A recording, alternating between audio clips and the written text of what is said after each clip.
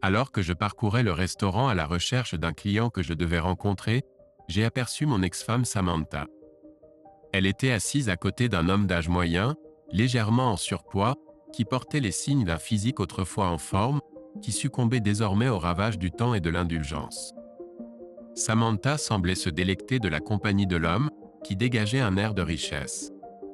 Debout dans le hall, les souvenirs de notre passé me revenaient, aussi vifs que s'ils s'étaient produits hier, malgré les 3 années qui s'étaient écoulées depuis notre divorce.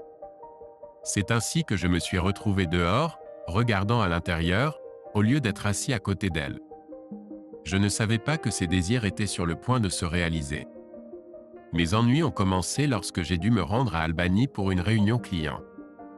Optant pour une nuitée pour éviter un long trajet retour, j'ai reçu un appel de mon client moins d'1 heure après le départ, m'informant d'un accident d'aile. Malgré ses excuses et la possibilité de reprogrammer, je n'étais pas préparé aux 2 heures de conduite supplémentaires. Je lui ai assuré que je ferais l'effort de rentrer chez moi pour surprendre ma femme bien-aimée avec un dîner romantique. 1 heure et demie plus tard, alors que j'approchais de ma rue, j'ai remarqué 3 voitures inconnues garées dans l'allée. Même si ma femme invitait souvent ses amis en mon absence, quelque chose n'allait pas. En me garant dans la rue, je suis entré dans la maison en pensant que tout allait bien. Cependant, la vue de 4 ensembles de vêtements éparpillés sur le sol du salon a brisé ma paix. Mon cœur se serra lorsque je reconnus le cri de plaisir indubitable de ma femme, et non un appel à l'aide. Je savais ce qui se passait à l'étage et malgré ma réticence, j'ai monté les escaliers. En arrivant au sommet, j'ai entendu ma femme pousser un cri primal. En regardant par le cadre de la porte de la chambre, je l'ai vue en compagnie de 3 hommes, dont son patron, Marcus. Je ne l'avais jamais tenu en haute estime et je comprenais maintenant pourquoi. Marcus a félicité Samantha pour son aide auprès de ses clients, et les 3 hommes ont commencé à l'utiliser comme jouet. Ils lui ont donné tout ce qu'ils avaient et l'ont appelé toutes sortes de noms insultants. Elle semblait devenir encore plus sauvage à cause de ce traitement. J'ai discrètement reculé, mais ils étaient tellement occupés qu'ils ne m'ont même pas remarqué. Je suis discrètement descendu et suis allé dans mon bureau. J'ai trouvé ma caméra vidéo numérique et il restait un peu de batterie. Il y avait une vieille cassette de vacances dedans et de l'espace libre. Je ne voulais pas faire un long métrage, juste documenter les actions de ma femme pour mon avocat. Je suis discrètement retourné à la porte de ma chambre et j'ai commencé à enregistrer la vidéo. J'ai bien filmé le visage de ma femme ainsi que celui de tout le monde. Je n'ai pris que 5 à 10 minutes de vidéo car c'était tout ce que je pouvais supporter. Toute cette scène m'a attristé. Je me suis senti démuni et trahi. Je suis allé dans mon bureau et j'ai sorti mon jouet du coffre-fort, enlevant la sécurité. Je ne suis pas une personne violente, mais j'avais juste envie de tirer quelques balles s'il se mettait à agir stupidement.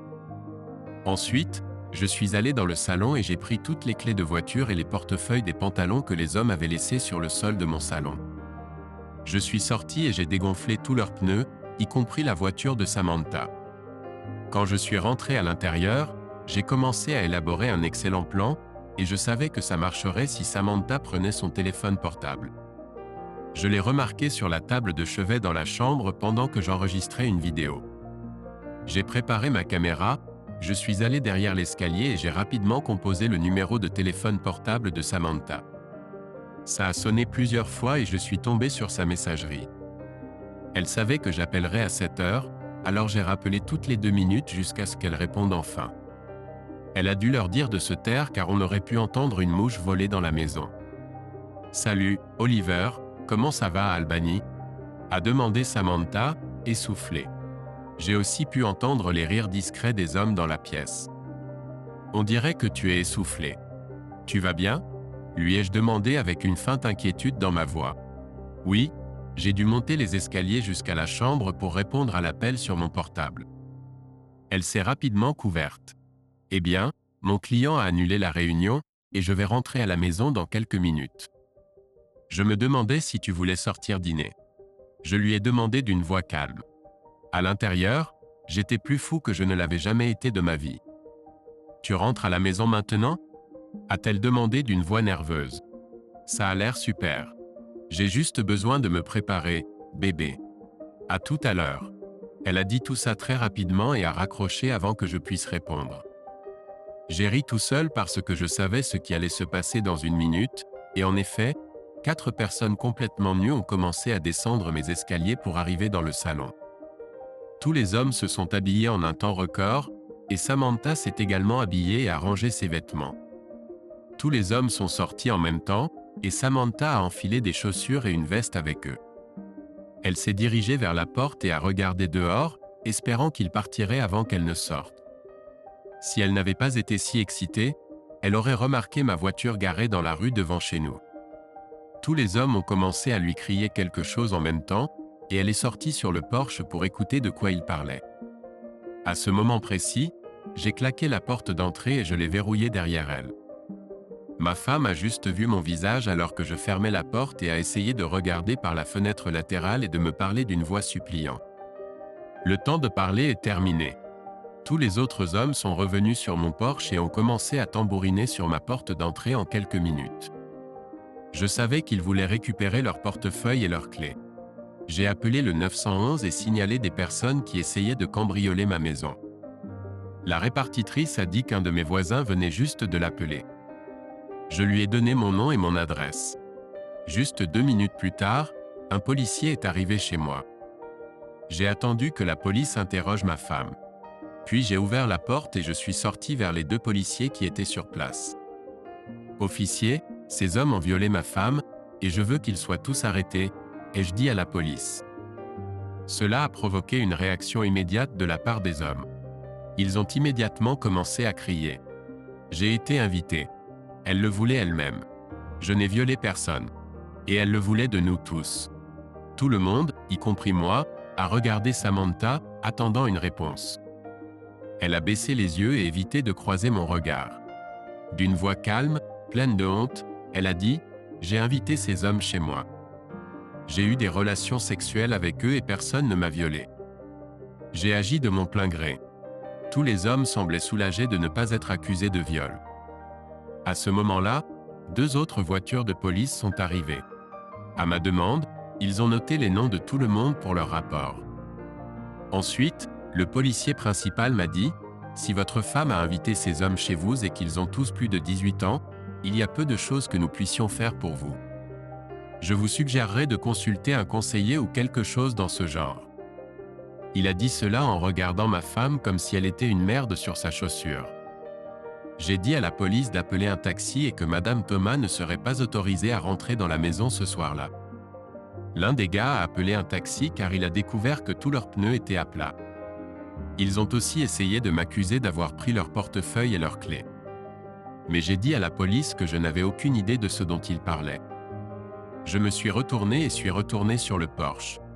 Samantha est restée avec eux jusqu'à l'arrivée du taxi.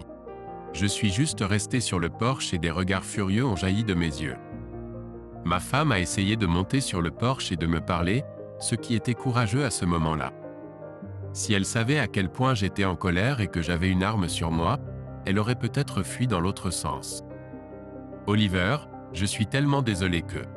Elle a essayé de dire quelque chose, mais je l'ai immédiatement interrompue. Tu m'as brisé le cœur et je ne te pardonnerai jamais. Marcus t'a traité de salope et je trouve que c'est approprié.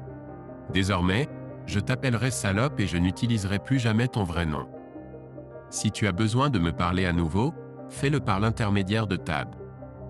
Et avec ce dernier commentaire, je suis rentré dans la maison et j'ai verrouillé la porte, la laissant là. Elle est retournée vers le groupe en pleurant, et Marcus a essayé de la prendre dans ses bras. Elle l'a repoussée et pour une raison quelconque, cela m'a fait me sentir un peu mieux. Mon bonne humeur a rapidement disparu lorsque je suis retourné dans ma chambre. Toute la pièce sentait le sexe. Pour une raison quelconque, cela m'a mis hors de moi et j'ai commencé à saccager toute la pièce. J'ai pris le matelas et l'ai jeté sur le devant de la pelouse. Je suis allé au garage et j'ai attrapé ma boîte à outils. J'ai commencé à démonter le lit et à le jeter en morceaux sur le devant de la pelouse avec le matelas. Je suis retourné dans la chambre et j'ai ramassé le téléphone portable de Samantha par terre. J'ai vérifié la liste de ses numéros et de ses messages. Bien sûr, elle avait des courriels dégoûtants, des photos et même quelques vidéos de certains gars que je ne connaissais pas en train de la baiser partout. Cependant, À en juger par les photographies, elle les connaissait très bien. J'ai commencé à chercher des sacs poubelles pour y mettre tous ses vêtements et j'ai dû rire de moi-même. J'étais attentionné envers elle, mais ses jours sont révolus. J'ai porté tous les cartons de notre chambre en bas et j'ai placé le contenu de chaque carton dans une pile séparée sur le devant de la pelouse. Ensuite, je me suis attaqué à toutes ces affaires supplémentaires dans la chambre d'amis. C'est là que j'ai eu ma prochaine surprise. J'ai sorti tous les tiroirs de la commode de la chambre d'amis sur la pelouse, tout comme je l'avais fait avec les affaires de la chambre de Samantha. Le dernier tiroir du bas était coincé et ne voulait pas s'ouvrir complètement. Je n'étais pas d'humeur, alors j'ai laissé ma colère éclater sur mon tiroir de commode. J'ai tiré vraiment fort et j'ai entendu le plastique craquer. J'ai tiré le tiroir et j'ai essayé de l'ouvrir lentement. Il s'est ouvert immédiatement et j'ai pu voir ce qui causait le problème. Sous le tiroir, il y avait 7 ou 8 DVD. J'ai cassé un des boîtiers en plastique, mais le disque était encore en bon état. Mon cœur s'est à nouveau enfoncé en regardant les disques. Je ne pensais pas pouvoir me sentir pire, mais si. En descendant les escaliers, j'ai lu les titres sur les disques et ça ne m'a pas rendu heureux. Je suis entré dans le salon et j'ai tout mis sur les étagères pour les examiner. En premier, il y avait Samantha avec sa meilleure amie Sarah chez Sarah. Samantha aidait à ses fêtes à Avon tous les mardis et jeudis, ou du moins je le pensais. Elles ont en fait eu des relations sexuelles avec quelques gars chez elle. Pendant plusieurs heures, Samantha et Sarah ont eu des relations sexuelles de toutes sortes avec plusieurs partenaires. J'ai commencé à pleurer mais je me suis arrêté quand j'ai vu les 2 derniers disques. Le premier montrait comment Samantha avait son propre professeur de tennis pendant les leçons que j'avais payées. Elle y allait tous les samedis et revenait toujours trop fatiguée pour faire l'amour le samedi soir. Maintenant je sais vraiment pourquoi. Le deuxième disque montrait Samantha ayant des relations sexuelles à son travail, à la table de la salle de réunion avec Marcus, son patron, et le patron de Marcus, Bill Evans. Bill était une grande figure dans la communauté et sa photo apparaissait toujours dans le journal à un événement ou un autre. J'ai regardé alors qu'il s'occupait de la partie intime de ma femme. J'ai sorti une grande enveloppe et j'y ai mis un téléphone portable, des disques et une cassette que j'avais filmée plus tôt. J'avais l'intention de remettre l'enveloppe entière à mon avocat et meilleur ami, Ted Worth. Nous sommes amis depuis aussi longtemps que je me souvienne. Il était l'une des 2 seules personnes au monde en qui j'avais vraiment confiance. Rien d'autre n'importait. J'ai regardé le bureau d'ordinateur et j'ai vu l'ordinateur de Samantha. J'ai appuyé sur la barre d'espace et il s'est allumé. J'ai fait des copies de tout ce qui était sur l'ordinateur. Chaque fichier, email, photos et vidéos, je les ai copiés. Ça a pris environ 1 heure pour tout copier et ensuite je me suis assis et j'ai commencé à parcourir l'ordinateur de ma femme. Il y avait des vidéos d'elle en train d'avoir des relations sexuelles, tout comme celles sur les CD que j'avais trouvées. J'ai trouvé des photos d'elle qu'on ne peut voir que sur des sites pour adultes. Ensuite, j'ai commencé à lire ses emails, envoyés sur environ 6 mois. Elle a essayé de les cacher sous un nom de fichier de programme stupide, mais je les ai trouvés. Elle avait plusieurs lettres de Marcus et plusieurs autres hommes. Le reste était entre elle et Sarah. Ils étaient encore critiqués la semaine dernière quand j'ai lu un qui m'a littéralement presque tué. J'ai pensé à utiliser mon arme, mais j'ai réalisé qu'elle ne le valait pas. Il fallait que je sois fort. Le seul email qui m'a autant contrarié venait de Samantha à Sarah. Sarah lui a demandé pourquoi elle ne m'avait pas quitté pour redevenir célibataire. Elle a aussi demandé à Samantha de décrire parfaitement ce qu'elle voulait chez son futur mari. Voici ce qu'elle a répondu. Sarah, je ne veux rien faire avec lui maintenant. Oliver est aussi loyal qu'il est stupide. J'ai vraiment l'impression que c'est juste une question de temps avant qu'il découvre mon style de vie secret. Il n'est pas complètement stupide. C'est juste que l'amour rend aveugle. Il a un peu pris de l'ampleur ces derniers temps et son ventre grossit de jour en jour. Parfois, c'est difficile d'être attiré par lui quand je le compare aux gars que nous fréquentons. Je déteste aussi les barbes et les moustaches. Ça le rend, je ne sais pas, un peu dégoûtant. Je suppose que je l'ai vraiment aimé à un moment donné, mais l'excitation des dernières années est trop importante pour renoncer. Son meilleur ami est avocat et s'il s'immisce, cela pourrait causer des difficultés. Marcus et Bill du travail font allusion à des promotions et des augmentations, y compris une montée dans leurs pantalons. Je ris. Je veux aussi au moins une maison et une voiture. Si je fais tout comme il faut, je peux aussi obtenir une petite pension alimentaire chaque mois en plus. J'attends avec impatience notre fête de mardi. Je devrais être là si je peux encore marcher après ma blessure au tennis. Je ris. Mon Dieu, Tony est une machine. Assure-toi que je reçoive la vidéo de jeudi dernier. C'était la première fois que je m'entraînais avec autant de gars en même temps. Quant à l'homme de mes rêves, je veux qu'il soit riche, loyal, docile et stupide. Il doit me lécher les bottes à tout moment et demander encore quel cul. Je ris. Peu m'importe le département de la chambre tant qu'il n'a pas d'argent. Je ris. Je peux obtenir tout ce dont j'ai besoin en dehors de la maison. Parfois, cela semble presque trop facile. Zut, Oliver est rentré à la maison. Je dois y aller. À mardi. Appelle-moi. Samantha, meilleure amie. J'ai lu cette lettre tellement de fois que je pourrais presque la réciter par cœur. Les mots, dégoûtants, et, les dernières années, m'ont vraiment blessé plus que les mots ne peuvent l'exprimer. Est-ce ainsi qu'elle ressentait vraiment à mon sujet?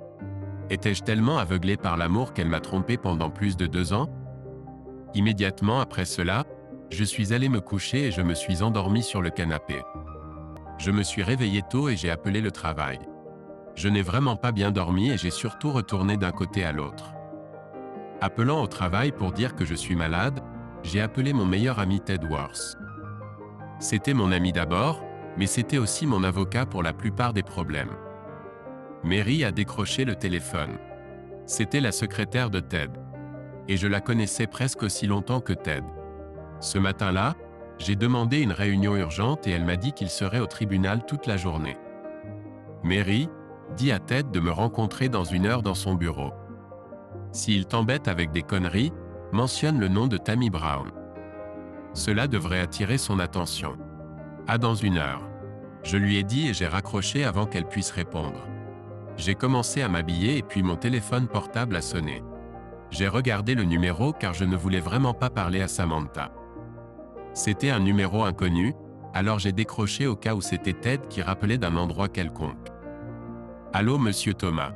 Ici Bill Evans du bureau de Samantha. Si possible, j'aimerais vous parler des problèmes qui se sont produits hier soir chez vous. Si vous jugez bon de me rencontrer aujourd'hui dans mon bureau, j'aimerais aider à clarifier la situation pour toutes les parties concernées. Je n'étais pas sûr qu'il savait que j'avais une vidéo de lui avec ma femme dans son lieu de travail, mais je savais qu'il était inquiet pour 2 gros clients de Marcus Davis. De plus, ma femme et Marcus étaient précieux pour lui. Je ne pense pas qu'il voulait perdre ses employés précieux. Je savais aussi qu'il était inquiet de la mauvaise publicité pour son entreprise et pour lui-même personnellement.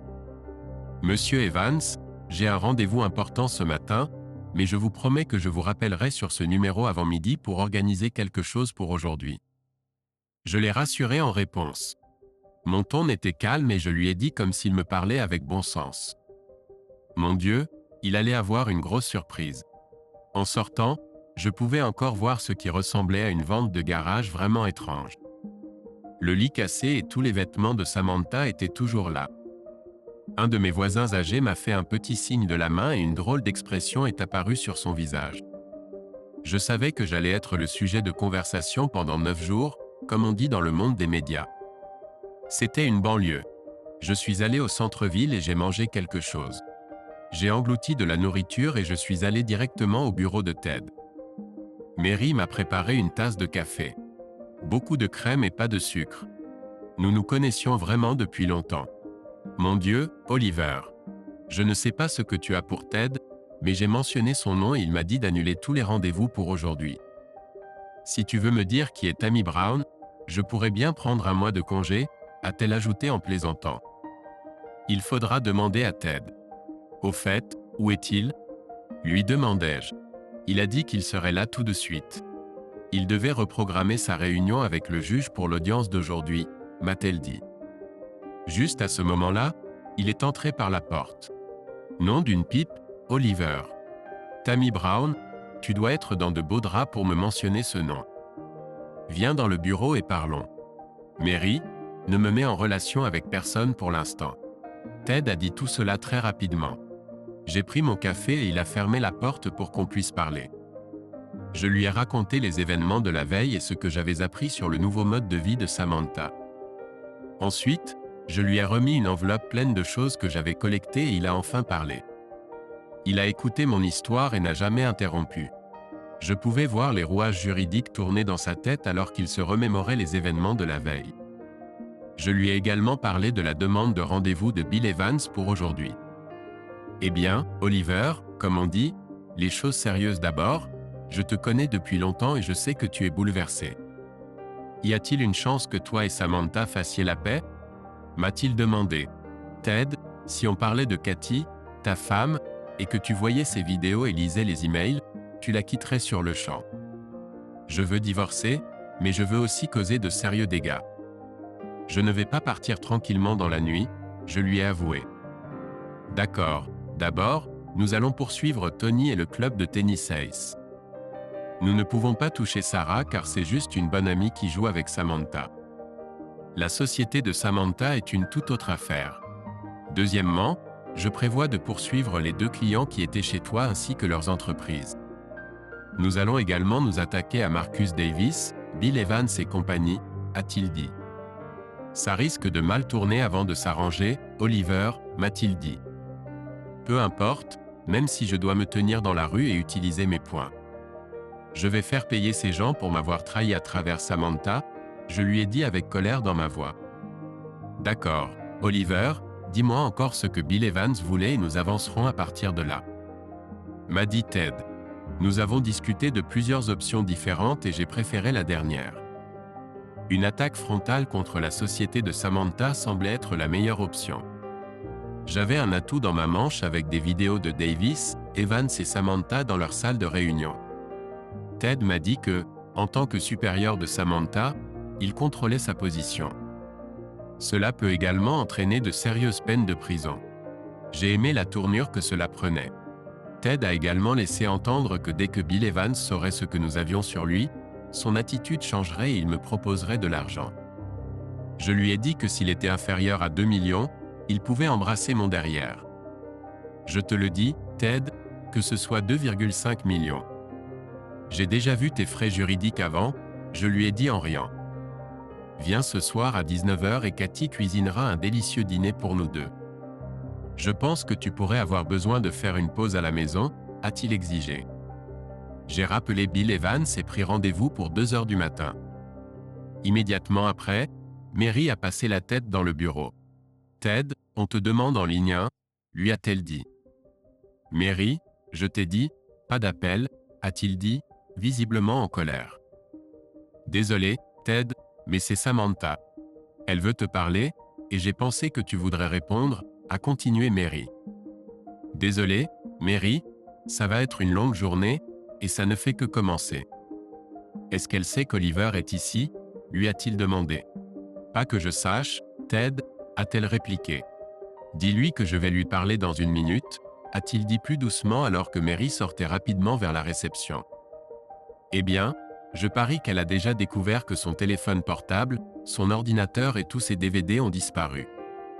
Je parie qu'elle était furieuse que j'ai jeté toutes ses affaires sur le devant de la pelouse avec notre lit, je lui ai dit.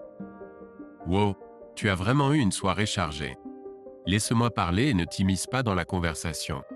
En tant que ton avocat, je dois clarifier quelques points dès maintenant, m'a-t-il fait comprendre en appuyant sur la connexion. J'ai commencé à entendre une conversation à sens unique, mais je pouvais presque deviner ce qu'elle disait à Tad sans même entendre ses mots. Salut, Samantha, c'est Ted. Oui, j'ai déjà parlé avec lui. Oliver est un super gars et mon ami. Je pensais que toi, par-dessus tout le monde, tu serais celle qui le couvrirait et ne le poignarderait pas dans le dos. Pas d'excuses, Samantha, je ne suis pas d'humeur. Oui, je vais le représenter. Il a des arguments très solides. Tu sais que ça ne sera pas agréable, n'est-ce pas? Je vais lui parler. Mais tu as écrasé un homme qui t'a toujours été fidèle et t'a aimé à en mourir. Je ne pense pas qu'il se soucie de ce que tu penses. Mon meilleur conseil est de te trouver un bon avocat.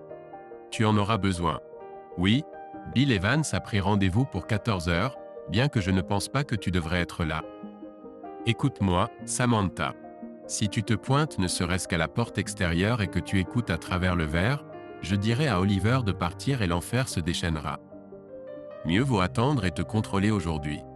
Je sais qu'il a mis tes affaires sur la pelouse, mais tout comme tu peux inviter des étrangers dans ta chambre, il peut jeter tes affaires hors de la maison et sur le devant de la pelouse.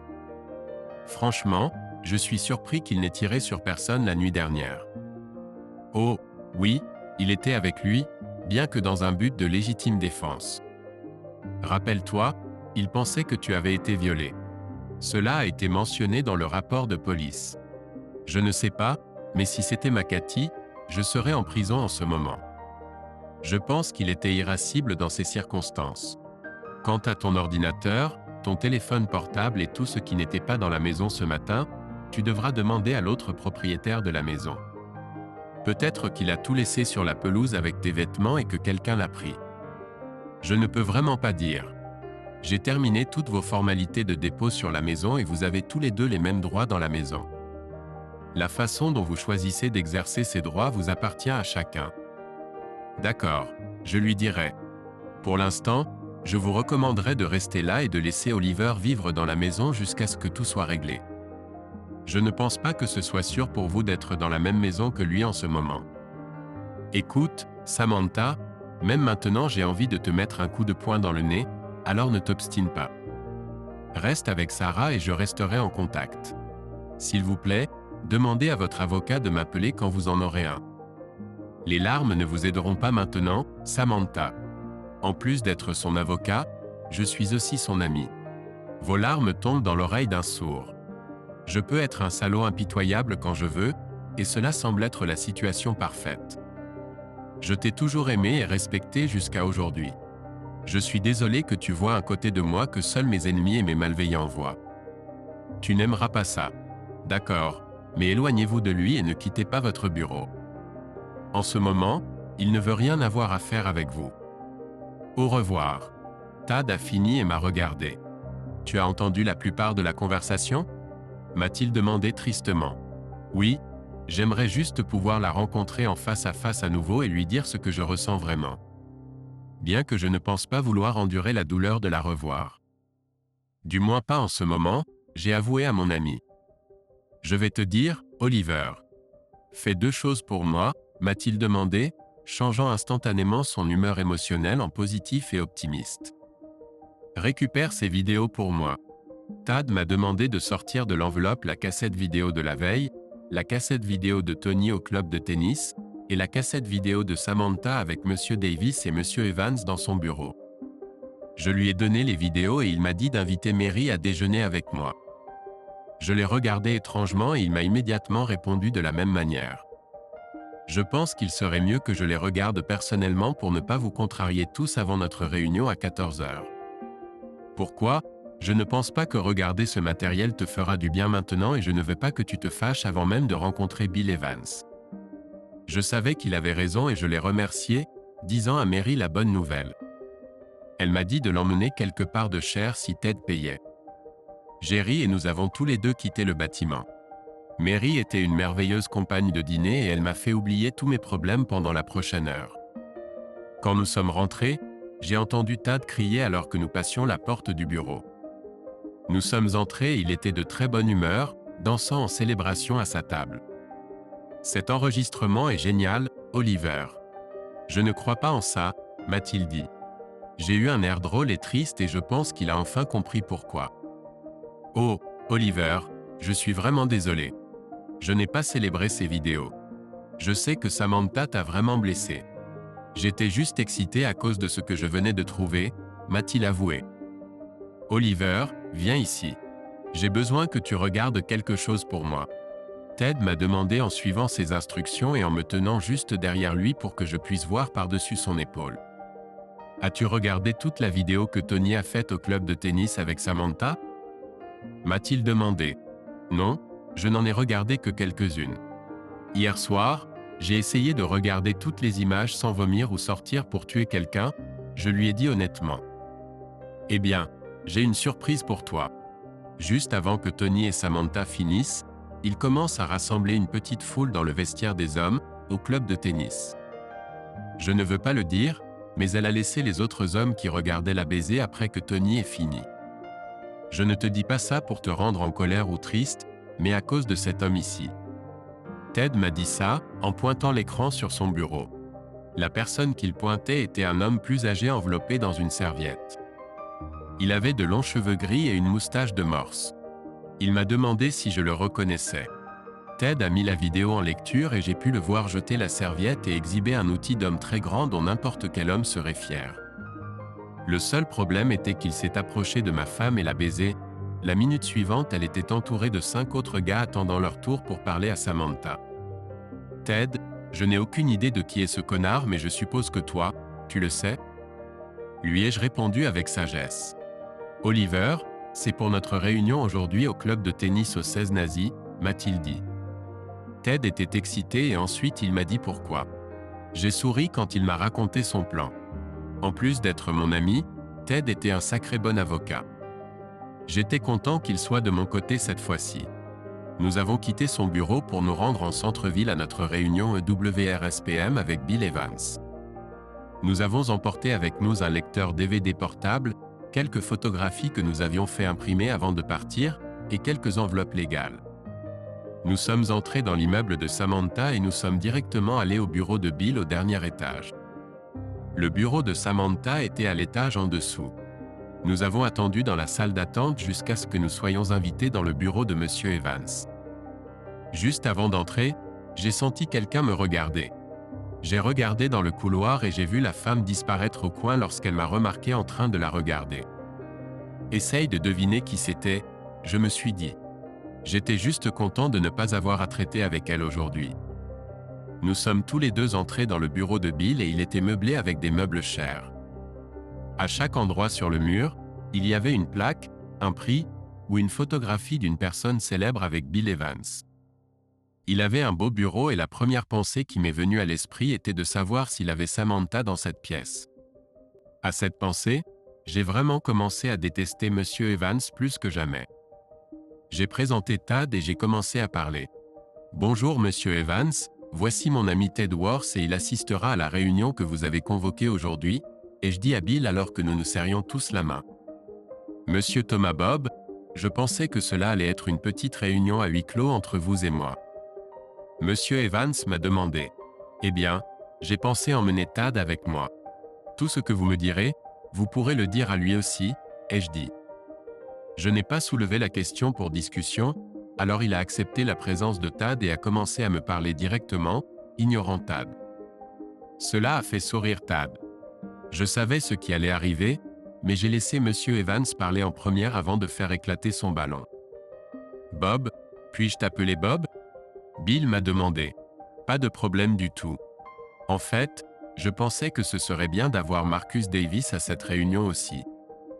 Je ne sais pas si c'est possible, mais cela s'applique aussi à lui, ai-je dit à Monsieur Evans. Il a réfléchi un moment et a appuyé sur le bouton de l'interphone. Julie, dis à Marcus que j'ai besoin de lui dans mon bureau tout de suite. Dis-lui d'arrêter tout ce qu'il fait et de venir ici tout de suite. D'accord, Marcus sera ici d'une minute à l'autre. En attendant, laissez-moi juste dire à quel point je suis désolé pour tous les problèmes que Marcus et Samantha ont causés dans votre vie. Je sais que la nuit dernière a dû être terrible, mais si nous travaillons ensemble là-dessus, nous pourrions peut-être aider tout le monde impliqué, a déclaré Bill avec optimisme. Que voulez-vous dire, Monsieur Evans? Je lui ai demandé, en attendant l'arrivée de Marcus. J'aime vraiment ta femme Samantha, a dit Bill, mais il a été interrompu lorsque Marcus est entré par la porte. Il s'est arrêté net et semblait sur le point de faire demi-tour et de partir, mais Bill lui a ordonné de s'asseoir. Il s'est assis à contre-cœur et ne m'a pas regardé du tout. Bob, je voulais juste dire que j'aimais vraiment Samantha, presque comme une fille. Il a commencé à parler lorsque Tad l'a interrompu. Vous dites que vous aimez aussi l'inceste, Monsieur Evans? Demanda Tad, le prenant complètement par surprise. J'ai commencé à rire en moi-même parce que je savais à quoi faisait référence le commentaire de Tad. Qu'est-ce que tu as dit? Est-ce que j'aime l'inceste? Qu'est-ce que cela signifie? Demanda-t-il à Tad avec indignation. Eh bien, laissez-moi vous montrer. Comme on dit, une image vaut 1000 mots. Ted leur dit, en plaçant le lecteur DVD sur le bureau de Bill. Ce sont des captures d'écran de la vidéo que vous verrez dans une minute. Tad les a remis à Marcus, pas à Bill. Les yeux de Marcus se sont écarquillés et il les a lentement passés à Bill. Les photographies montraient Bill et Marcus, tous deux avec ma femme, et il n'y avait aucun doute sur qui était sur la photo ou ce qu'il faisait. Je pense même que Bill a reconnu sa propre table de réunion où lui et Samantha avaient l'habitude de faire l'amour. Marcus, vas-tu me dire que tu as été assez stupide pour enregistrer cela sur vidéo et même distribuer des copies ? Demanda Bill, presque à court de mots. Il était clair que Marcus n'avait pas de réponse pour le moment et était complètement muet. Eh bien, monsieur Evans, voici comment cela va se passer. Oh, au fait, je suis l'avocat d'Oliver et aussi son ami. Permettez-moi donc de vous dire ce que nous voulons et comment nous voulons que vous gériez cela. Tad a dit à l'auditoire stupéfait. J'ai apprécié chaque minute. Premièrement, Samantha gardera son emploi, point final.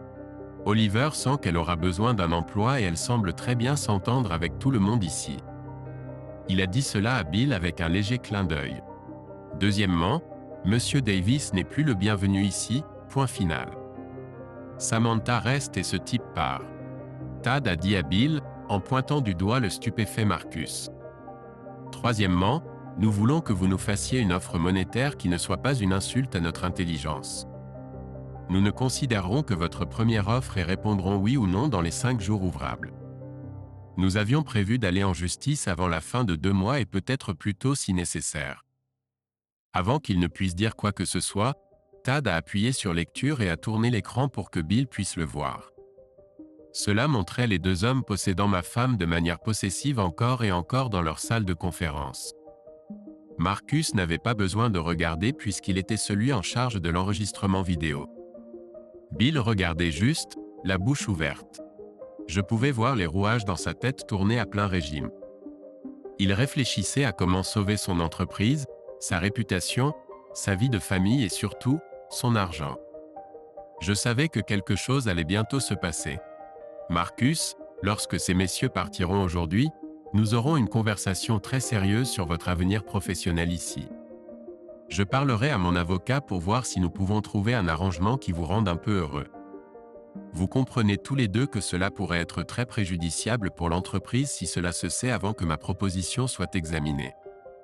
Ne vous inquiétez pas, monsieur Evans. Nous garderons votre secret jusqu'à ce que nous voyions votre proposition sérieuse. Cependant, je ne me presserai pas de licencier monsieur Davis pour le moment. Il pourrait avoir quelques copies supplémentaires de la vidéo. Il pourrait s'en servir comme moyen de pression si nous ne le faisons pas. Vous et monsieur Davis pouvez en discuter entre vous. Oh, et au fait, vous pourriez tous les deux risquer la prison pour avoir eu des relations sexuelles avec un employé, ce qui affecte directement votre emploi et votre promotion, a déclaré Tad alors que nous nous levions pour partir. Tad a repris le lecteur DVD et les photos que nous avions apportées. Nous sommes partis alors que Bill et Marcus s'apprêtaient à avoir une petite discussion sérieuse. Je suis allé lui demander quelque chose, mais il m'a dit de me taire jusqu'à ce que nous soyons dehors. Je n'ai pas remarqué que ma femme se tenait au coin en train d'essayer d'écouter notre conversation, mais lui l'a fait. La dernière chose que j'ai entendue était Monsieur Evans hurlant dans l'interphone de Julie. « Faites venir Samantha Thomas ici immédiatement. » J'ai souri car je savais que ça allait être une réunion amusante. Quand nous sommes sortis, je lui ai demandé pourquoi il avait donné à Marcus une porte de sortie en lui disant d'utiliser sa propre vidéo contre Bill. Diviser pour mieux régner, comme on dit toujours, m'a dit Tad. Ce sera mieux s'ils n'agissent pas en équipe, mais chacun pour soi. Ainsi, si Bill nous fait une offre alléchante, nous commencerons à jouer les uns contre les autres. Je sais aussi que Marcus et Bill ont une famille et vont à l'église. Bien que vous ne le sauriez pas en regardant les vidéos qu'ils filment, ils ne veulent pas bouleverser la situation familiale pour le moment, m'a dit Tad avec sagesse.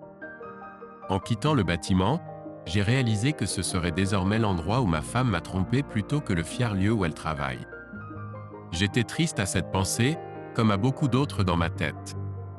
Tad m'a ramené à la réalité. D'accord, Prenons une bière avant notre prochaine réunion à 16 Vas au club de tennis.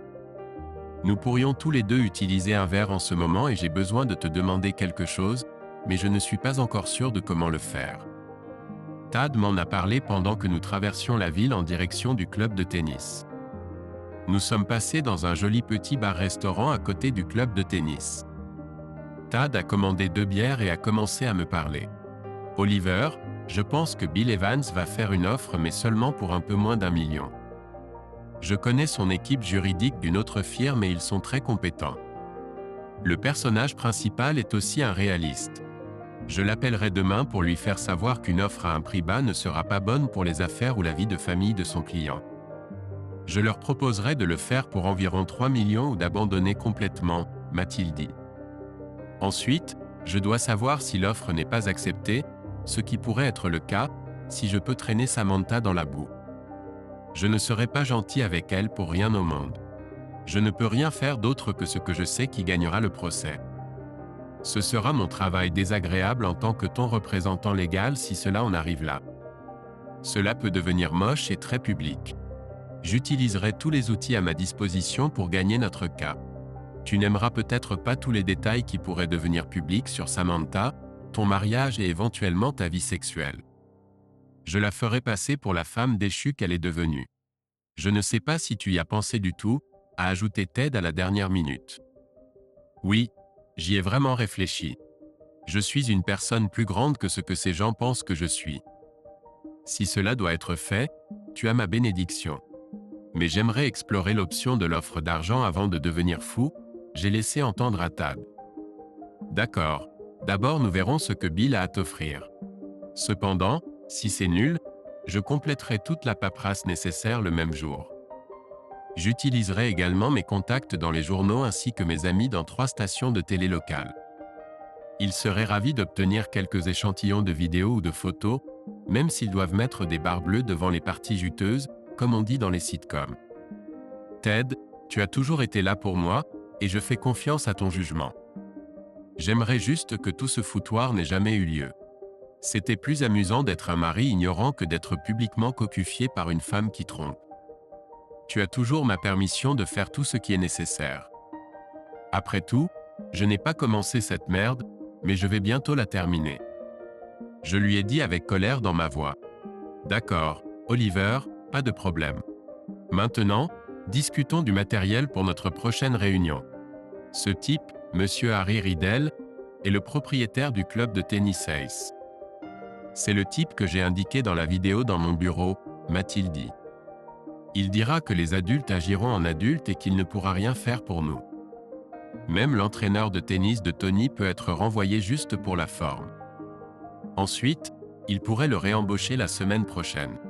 J'ai vérifié et Tony est très populaire là-bas, surtout auprès des dames, si tu vois ce que je veux dire. Il pourrait le réembaucher pour sauver la face avec les membres du club. Mais souviens-toi, Oliver, ce sont surtout les hommes qui paient les cotisations du club et les femmes aussi. N'oublie pas ce fait car il sera important pour ton interaction avec Monsieur Riddell. Il m'a dit comment les choses étaient. Nous sommes arrivés juste à temps et on pouvait voir que Monsieur Riddell et Tad ne s'appréciaient pas. C'était évident dès la première fois que Riddell a parlé. D'accord, Worth, tu as convoqué la réunion alors finissons-en. Je veux en finir le plus rapidement possible, a dit Monsieur Riddell à Tad sans aucune gentillesse. Monsieur Riddell, voici Bob Thomas, a-t-il dit en faisant un signe de tête dans ma direction. Et sa femme est membre de votre club. Il est venu à notre attention que Tony Simba, votre instructeur de tennis, avait une liaison avec la femme de Monsieur Thomas. Nous voulons savoir ce que vous comptez faire à ce sujet, a terminé Tad. Il attendait que Riddell parle, mais même moi je savais qu'il allait tout prendre sur lui et envoyer Tad se faire voir en quelques mots. Écoute, ce que 2 adultes font dans l'intimité de leur foyer pendant leur temps libre ne me regarde pas. Je ne suis pas leur mère, alors arrêtez de me faire perdre mon temps, nous a dit Harry Riddell. Quant à vous, Monsieur Thomas, si vous ne pouvez pas rendre votre femme heureuse au lit, ne venez pas pleurer auprès de moi et me blâmer si elle vous trompe. Il y a beaucoup de femmes malheureuses qui viennent au club de tennis Ace. Certaines reviennent à cause du service personnel que mon personnel leur offre. Si tu vois ce que je veux dire, a dit Harry en me faisant un clin d'œil. J'aurais voulu lui sauter dessus, mais Tad a attrapé mon poignet et m'a chuchoté de rester calme et de suivre son exemple. Tu vois, Harry, tu pars du principe que cela s'est passé en dehors du club et que cela s'est fait sans la pleine connaissance et l'approbation des propriétaires. Ce serait mal de ta part de supposer cela, Harry, lui a dit Tad, sortant un lecteur DVD et le posant sur son bureau. Tad a appuyé sur lecture et a tourné l'écran vers Harry. C'était un indice que Harry jetait l'éponge et commençait à avoir ma femme. Il était clair qu'il n'aimait pas l'aspect de l'enregistrement vidéo. Tad commença à parler avant même qu'Harry ait eu le temps de réfléchir. Harry, toi, en toute connaissance de cause et avec la complicité de ton collègue de travail, as profité des services d'un membre payant de ton club. Madame Samantha Thomas, une femme mariée, a même reçu ses honoraires de la part de Monsieur Thomas. Maintenant, c'est un client mécontent. Tad a raconté cela au très calme Monsieur Riddell. Quand cela éclatera, tous les hommes, c'est-à-dire les hommes qui paient des cotisations, voudront savoir si leur femme a des relations sexuelles ici alors qu'ils paient aussi les factures. Je devrais citer à comparaître tous ceux qui étaient dans le vestiaire ce jour-là. Je ne suis pas sûr qu'ils, c'est-à-dire ceux qui sont mariés, ne seront pas trop contents de toi à ce sujet, commença à lui dire Tad sur un ton presque conte de fées. J'ai aussi presque oublié l'attente raisonnable de vie privée même en enregistrant la vidéo du vestiaire en premier lieu.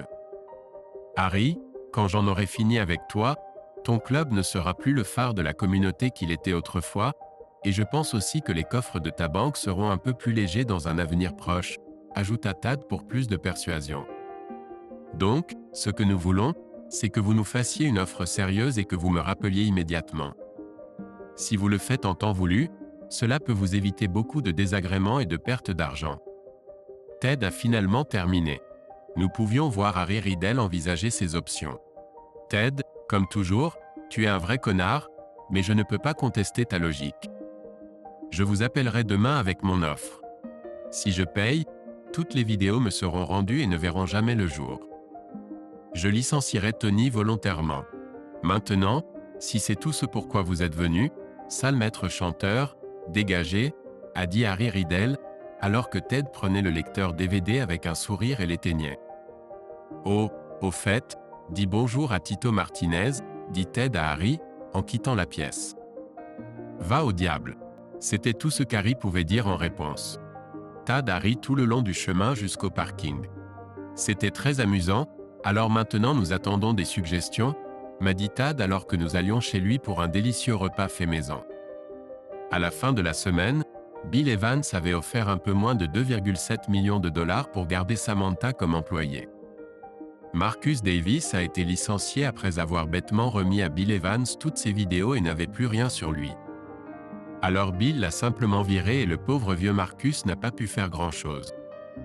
Je me suis occupé des deux idiots qui étaient avec ma femme la nuit où je l'ai surprise avec Marcus. Ils étaient deux des gros clients de Marcus. Eh bien, aucun des deux ne voulait de publicité, que ce soit du point de vue de l'entreprise ou pour eux-mêmes, alors chacun m'a offert 1 million pour partir.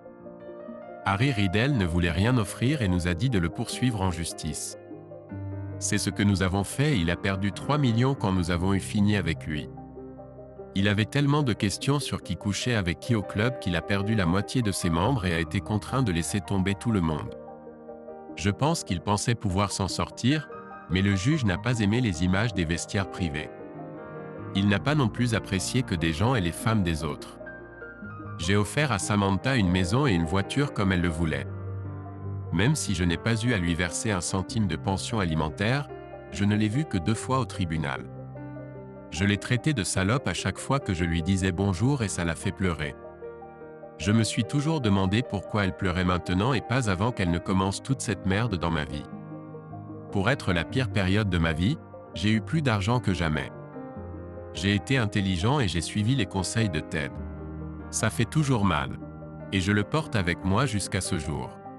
Tous les événements de cette terrible année que je viens de décrire m'ont traversé l'esprit en un clin d'œil. Je n'ai même pas remarqué que quelqu'un me parlait jusqu'à ce que je me réveille de mon cauchemar et que j'entende le gérant du restaurant me demander s'il pouvait m'aider. Je n'étais pas sûr de combien de temps j'étais resté là, immobile, me remémorant le passé. J'ai secoué la tête pour chasser mes pensées et je suis retourné au restaurant. Désolé, je pensais juste à un problème que j'ai eu une fois. J'ai vu la fête à laquelle je suis venu, donc merci encore. J'ai raconté cela au gérant quand il m'a lancé ce regard étrange que les gens donnent généralement à une personne âgée qui n'a pas toute sa tête. Dans un but précis, je me suis dirigé droit vers la table de mon ex-femme. Je pense que la surprise l'a d'abord frappée. Quand j'étais marié à Samantha pour la dernière fois, j'étais en surpoids, j'avais les cheveux longs et une barbe. Je me suis permis de ménager mon genou endolori d'une ancienne blessure au baseball. C'est ce que je me disais à l'époque, mais je m'étais juste habitué à ma vie et à ma femme. Maintenant, j'avais les cheveux coupés courts, j'étais maigre à force de m'entraîner un jour sur deux, et mon genou avait été réparé grâce à l'argent que j'avais reçu de l'entreprise de Marcus et Bill. Mes costumes étaient maintenant chers et j'essayais toujours d'avoir bonne allure en public. J'ai décidé de parler en premier. Tu as l'air super aujourd'hui, salope. J'avais presque oublié à quel point tu étais belle, ai-je dit, essayant de la faire parler. Je savais toujours comment la pousser à bout, et je le faisais exprès. Mon nom est Samantha Oliver. Pourquoi ne m'appelles-tu pas par mon nom? Elle m'a répondu de la même manière, en colère. Et, je ne t'ai pas dit ton nom, salope. Tu sais qui l'a fait. Je trouve juste que c'est approprié. Je t'ai dit il y a 3 ans que tu m'avais brisé le cœur et je te désignerai toujours par ce nom. Je lui ai parlé de ça quand le gars à côté d'elle a commencé à protester et à se lever de son siège. Samantha l'a repoussé et lui a dit de ne pas faire de scène. Elle a un peu pleuré et son maquillage a coulé. Son copain a dit « Va te repoudrer le nez, Samantha, et remets-toi en ordre. Je vais m'occuper de ce connard pour toi. » Et avec ces mots, elle s'est levée, m'a regardé dans les yeux, et je lui ai rendu son regard. Avec juste un regard, j'ai dû montrer toute la douleur que je portais en moi depuis 3 ans. Elle a encore pleuré plus fort. J'étais surpris qu'elle ait encore des sentiments pour moi, ou peut-être se sentait-elle toujours coupable. Je pense que c'était un mélange des deux. Je m'attends à ce que tu sois parti quand je reviendrai, m'a-t-elle dit en larmes. Je viens de remarquer la très grosse bague de fiançailles à son doigt alors qu'elle s'essuyait les yeux de sa main et entrait dans les toilettes pour dames. Vous êtes bien Bob Thomas, l'ex-mari de Samantha? M'a-t-il demandé avec dégoût dans sa voix. Oui, et vous devez être le nouveau souhait exaucé de la salope. Je lui ai parlé de ça quand j'ai vu la colère apparaître sur son visage. Je suis le directeur financier de Samantha, et si j'étais toi, j'arrêterais de l'appeler comme ça. Il a essayé de le dire bravement, mais je pouvais dire qu'il ne voulait vraiment pas faire de scène. J'ai fait ça pour te parler seul à seul. J'ai 3 questions pour toi, et je disparaîtrai de ta vie pour toujours. Je lui ai parlé de ça, et cela a provoqué une expression interrogative sur son visage. J'étais à ta place une fois et je ne voulais juste pas que quelqu'un d'autre subisse mon sort à nouveau. Je suppose que la salope t'a dit que j'étais un mari minable, que je la battais, que je la négligeais, ou que j'étais un coureur de jupons. Je lui ai demandé à ce sujet et j'ai vu que c'était exactement ce qu'elle lui avait dit. Eh bien, je ne suis pas là pour défendre ma réputation devant toi. Honnêtement, je ne pense pas que quelque chose de bon en ressortirait. Je voulais juste savoir d'abord si Sarah organise toujours ses soirées avant chez elle les mardis et jeudis. Je lui ai demandé, Samantha aide Sarah à vendre des décorations à ses soirées les lundis et mercredis. Ça montre à quel point tu te souviens. A-t-il répliqué. D'accord. Est-ce qu'elle prend toujours des cours de tennis le samedi? Ai-je demandé rapidement. Samantha joue au tennis avec une raquette le dimanche. Garçon, tu as une mémoire de merde à force d'avoir été marié avec elle si longtemps, dit-il avec triomphe dans sa voix. D'accord. Dernière question. As-tu déjà regardé sous le tiroir du bas de la commode dans ton salon? Ai-je demandé rapidement. Non. Pourquoi diable devrais-je faire ça? S'est-il objecté. Les 3 questions que je t'ai posées sont la raison pour laquelle nous ne sommes plus ensemble. J'ai encore tous les documents restants du divorce dans mon bureau, des trucs légaux, des emails de Sarah et de la salope, et des heures de cassettes vidéo. J'ai toujours porté ça avec moi depuis 3 ans, alors j'ai pensé que tu devrais l'avoir. Ai-je dit en sortant un très vieux morceau de papier plié de mon portefeuille. C'est ce que la salope a écrit à Sarah quand elle lui a demandé comment se débarrasser de moi avant que je découvre qu'elle me trompait. Je ne la connaissais pas du tout après avoir lu cette lettre et je ne la connais probablement toujours pas. Mais tout est à propos de toi, ai-je dit en lui tendant le papier. Cependant, je connaissais très bien Samantha et je savais que c'était une personne de habitude compulsive. Elle faisait toujours la même chose, de la même manière à chaque fois. Parfois ça me rendait fou. J'avais aussi le sentiment que juste parce qu'elle avait un nouvel homme, elle ferait toujours ce qu'elle a toujours fait. Il semblait hésitant à prendre le morceau de papier, mais je pense que la curiosité l'a emporté. Il s'est penché et a ouvert l'email. Je l'ai porté avec moi depuis 3 ans et de temps en temps je l'ai relu et j'ai essayé d'améliorer ma vie pour qu'aucune femme ne puisse jamais écrire ça sur moi à nouveau. De toutes les cassettes vidéo et autres choses que j'ai apprises, cet email m'a le plus touché. Je pense que c'est pour ça que je l'ai toujours porté avec moi. C'est le même email que j'ai décrit plus tôt dans mon histoire. Peter a lu la lettre lentement et l'a posée sur la table. Il a sorti un stylo, a écrit une note très rapidement et à ma surprise, a quitté le restaurant. Sans regard en arrière, sans me remercier, rien. Il avait un visage complètement fermé. Je me suis penché et j'ai regardé ce qu'il avait écrit dans son ancien email. Je vais rentrer à la maison dans 1 minute. Reste ici et je te rappellerai dans 15 minutes. Attends-moi ici. Pour une raison étrange, j'ai besoin de regarder sous le tiroir du bas de la commode de mon salon. Je reviens tout de suite. Peter. Je savais qu'il avait vu la lumière même s'il ne l'aimait pas. Quelque chose me disait que j'étais trop proche de la vérité sur les 3 questions. L'email a été la goutte d'eau qui a fait déborder le vase et je pense qu'il avait besoin de voir par lui-même. J'ai laissé une note avant de mettre la table de Samantha et de partir. Il n'était pas question que je m'assoie dans ce restaurant avec quelqu'un ce soir. Je suis retourné au hall et j'ai appelé mon client.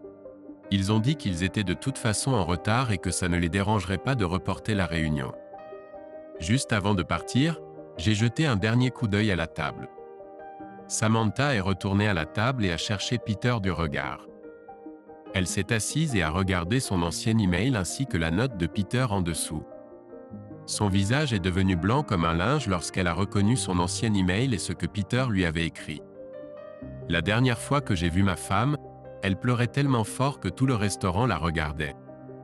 Je la plaignais vraiment, mais en même temps, ça m'était égal. C'était la dernière fois que je l'ai revue. Je me demande toujours si Peter a trouvé quelque chose sous le tiroir de la commode. Les pleurs de Samantha m'ont dit qu'il aurait pu le faire.